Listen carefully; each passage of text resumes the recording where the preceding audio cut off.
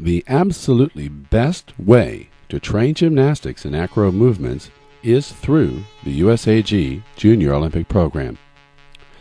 Competition training will prepare any gymnast for meets or shows. Levels 4 and 5 are compulsory levels. They have 13 rated elements to perform. At level 5, they can add personal choreography.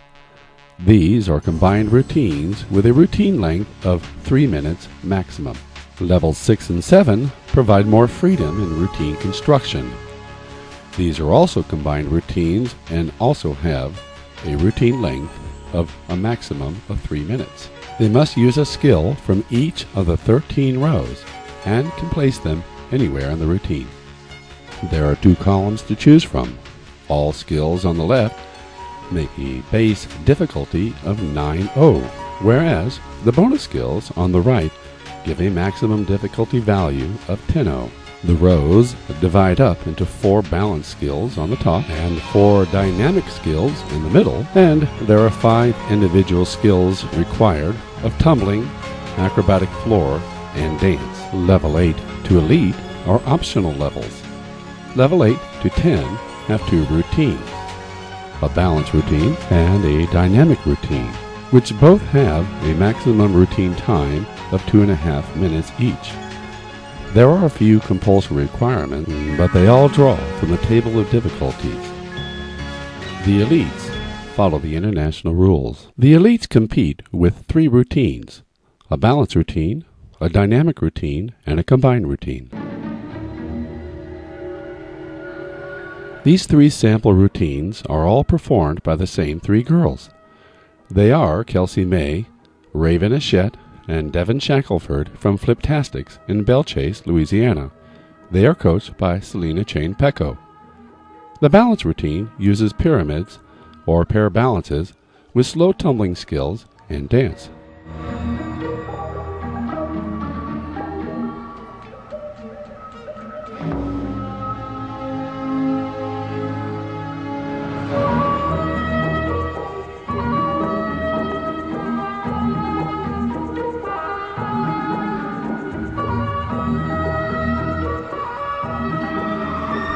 It is common for the athletes to have different apparel for each routine. The dynamic routine uses basket tosses, double foot pitches, and boosting skills. Power tumbling and leaps and jumps of dance are used as well.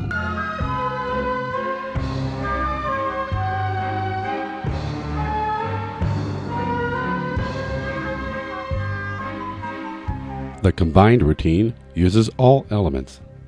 In training lower-level athletes, they have only the combined routine, so they can ensure that they train all the basics. The 8s to 10s increase their balance and dynamic skills, and only the 10s can have a combined routine for exhibition, which is to demonstrate their readiness as elites.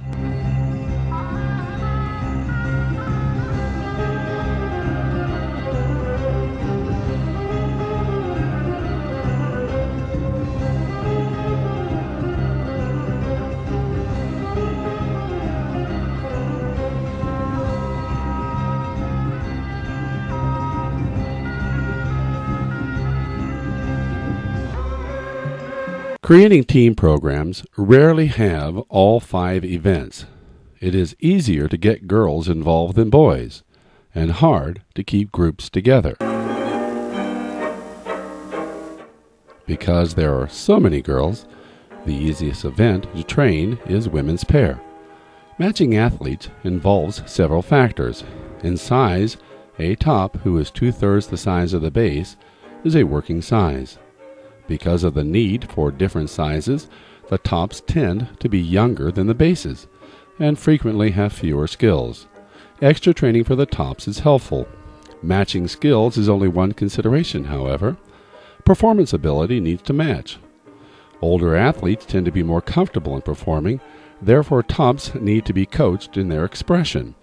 2 other factors are also necessary for a good match. The athletes need to like and respect each other, and the families need to be in agreement. One set of parents who doesn't want to go to nationals or can't afford it ruins it for the others.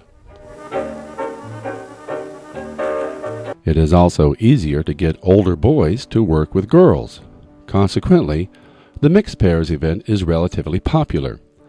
Although not as popular as women's pairs or women's group, men performing in mixed pairs need to be graceful and flexible. While they are not performing all the flexible movements, the man does have to flow with the woman. A stiff man with a graceful woman is a mismatch. The mixed pairs tends to be much more dramatic than women's pairs, since the man's strength enables him to toss, catch, and balance the top better than a female base. There are very few men's pairs. American boys are squeamish in this regard. Boys are reluctant to dance, and especially with another boy. There are many wonderful movements in men's floor exercise that can be used in a men's pair to keep the routine masculine. It is a regret that tumbling has dominated men's and women's floor exercise. In the 1960s, Abby Grossfeld had a beautiful floor exercise that was a masculine rhythmic exercise. Such movements need to be restored to both men's gymnastics and incorporated into the men's pairs. The women's group has the same beauty and excitement that the women have on the uneven bars. Modern gymnastics was primarily a physical education program when Frederick Jahn of Germany and Per Ling of Sweden promoted it. The raising of one bar in the 1950s moved gymnastics into the realm of art. Health development is based upon symmetrical training. Symmetry is stable and therefore boring in art. Asymmetrical design is off balance and exciting. The unevens were at one time called the asymmetrical bars. Thus, new excitement was added to women's gymnastics. 3 girls is an odd number, and that creates the same asymmetrical design elements. Trios can be exciting to watch and perform. Putting a good trio together has the same pair requirements, plus the need of a middle. A middle acts both as a top and a base. Since little kids grow up, former tops need to train as bases, but are usually not large enough to be a good pair base. They then become middles in a trio.